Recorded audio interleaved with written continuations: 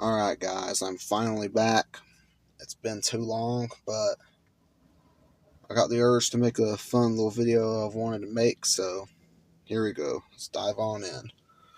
In NASCAR, every driver in the Cup Series has gotten some random rides that may have slipped through the cracks, and some with humble beginnings that have been completely forgotten.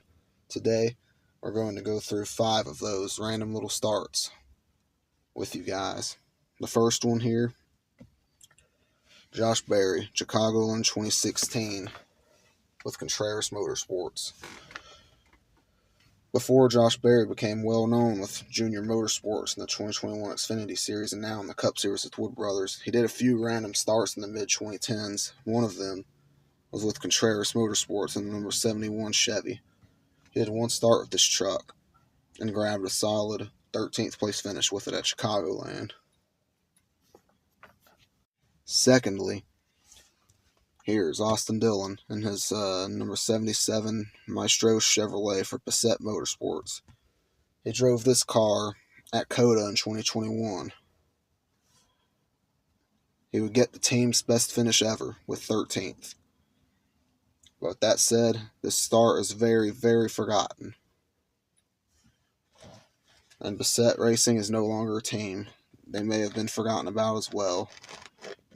They did a few races in the early 2020s and haven't appeared since the end of 2022.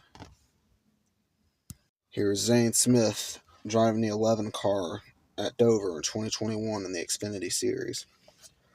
Justin Haley was obviously supposed to be the driver for this race, but he got COVID in the week of the race. So Kaulig hired Zane Smith, who was a Chevy driver at the time, to fill in. He unfortunately did not get the finish he deserved, though, so he'd crash out the start of Stage 2. Here's Eric Jones in the 2021 Xfinity race at Watkins Glen.